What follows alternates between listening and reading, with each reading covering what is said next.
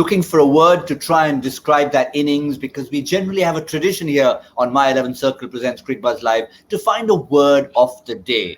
So I haven't come up with one yet, but maybe by the end of this show, we'll have one to describe that Kolkata innings, because it certainly was something completely out of the box. It's a record, folks, by the way, the lowest ever total in the history of this tournament for a team batting out their 20 overs and not being dismissed. 91 for 8 was the previous record, and this has been soundly beaten. Just a final reminder in case you need one, 84 for 8 in 20 overs. Just a little cameo from Lockie Ferguson, who obviously will lead the attack and gave himself 19 more runs to bowl at. But otherwise, other than Owen Morgan sticking around for a while, it was shambolic. That's not the word of the day. That's just a word I thought of for the moment. Simon Doull, how do you explain that? Very simply. I can't. It's very difficult. Great bowling up front. Siraj was very good. A couple of nice deliveries, nipping them away. Back into Nitish Rana, under pressure early, and they never recovered. Skipper tried to hang in there with different players, but they couldn't hang around with him. And in the end, I think you just have to say, brilliantly bowled, poorly batted, and that's what's resulted. You're losing wickets at 3, 4 for 14, 5 for 32, 6 for 40, 7 for 57. They just kept falling, and there was no chance to recover at all for Kolkata. So really bad day at the office and a great outing for RCB. Everyone really except for Morris. Yeah, I mean, it's supposed to be a friendly show, and what is this, you gentlemen? Okay, just to put people in the picture, all right? Just to put you in the picture, all right? Pommie, why are we laughing about Chris Morris's bad day? He's bowled 4 overs, none for 16. In the context, not too bad, but why are we laughing about Morris's day, Pommie? Tell us. I'll tell you why. It's because we were sitting there before the start of the game. We said, like, who we're gonna pick, in our team, and yeah, that's why he's putting that hat on. I said, well, who should I pick? I'm not so sure. Should I go for Morris? I said, I tell you what, Mohammad Siraj, shoo it. He's your guy. Pick him. And he said, I think I'm going for Morris. So yeah, look at that. Look at that. What have you done, Gautam? Morris was my captain, and hence I get to wear the dunce cap. This is the dunce cap.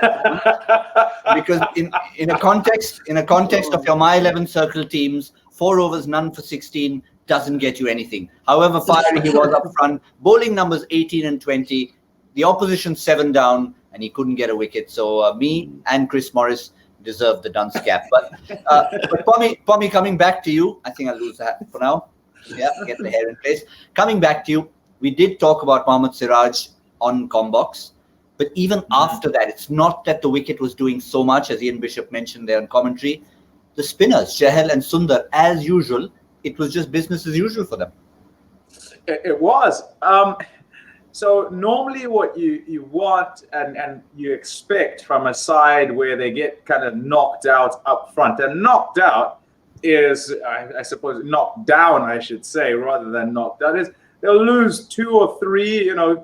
It wasn't the case here. This was a case of lose a great many, and instead of a stemming of it, when the spinners come in and the game continues, the game just went one way. It was very much a case of whoever bowled, except Morris.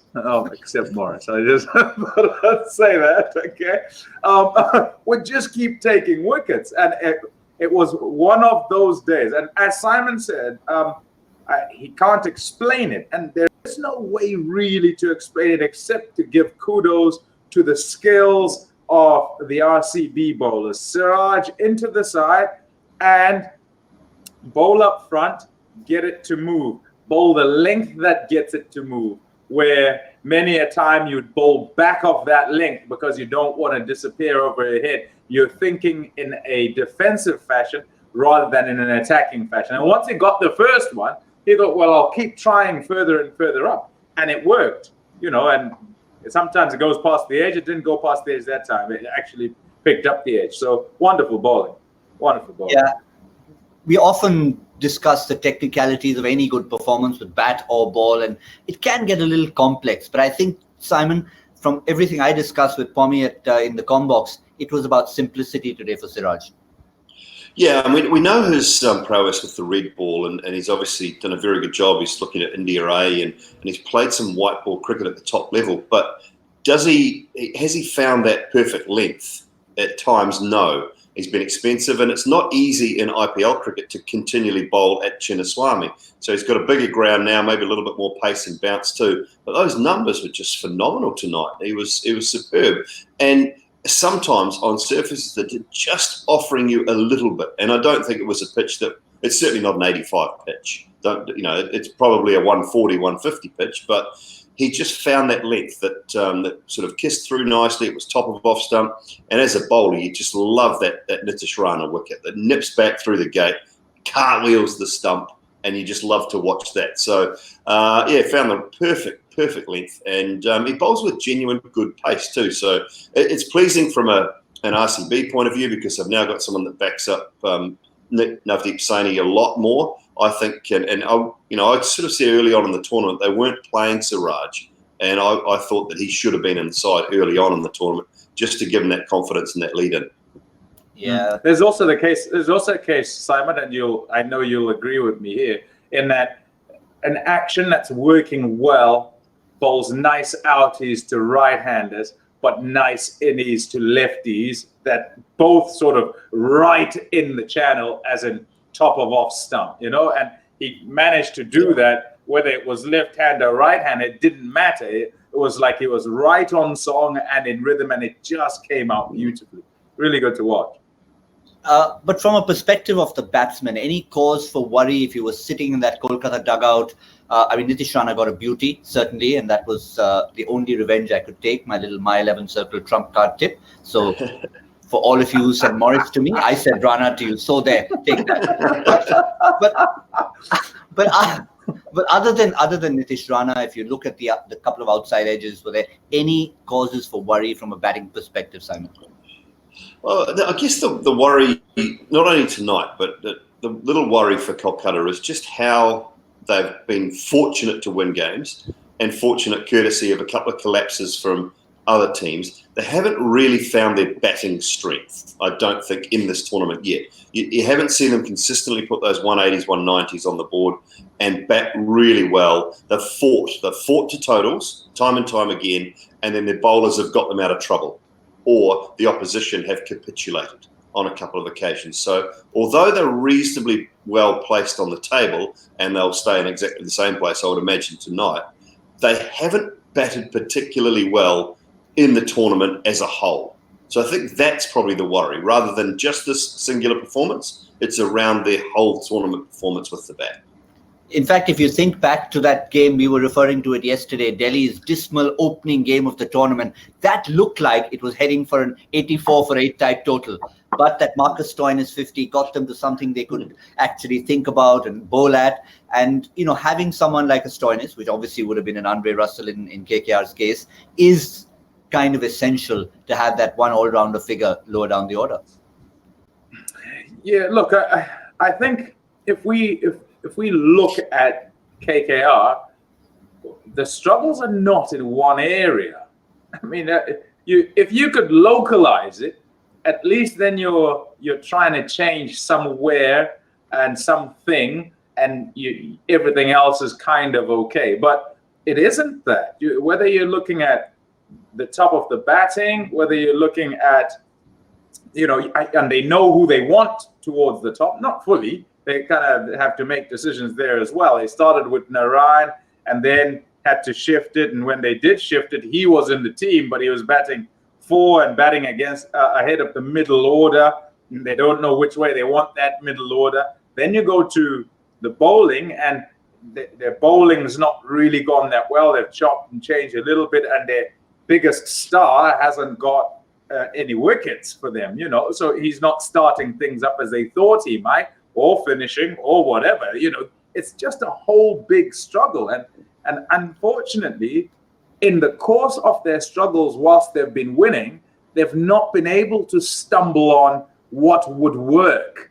They've just got victories, but they don't know what works. So, yeah, jumbled big time. Yes, there's a look at some of the wins that they've got, which they've somehow squeezed in. Yeah, the 10-run win against Chennai, the 2-run win against Punjab, and of course, the super over where they got out of jail there. But, the way this discussion has gone, one, of course, the big sides, they haven't quite got the victories. And not only have they not got the victories, they've lost by big margins. But are we stepping into a territory where we've sort of resigned them to a defeat yet? We've almost sort of said, okay, game over. What is that they can clutch to at the moment, Simon? Well, I mean, they need something special up front. Either Cummins, Lockie Ferguson, they need something special up front. They need to have RCB, 4 for 30 to try and put some pressure on them. And in that 4, the big three need to be gone.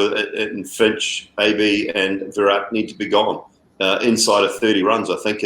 And then they have a chance to put some pressure on that middle and lower order.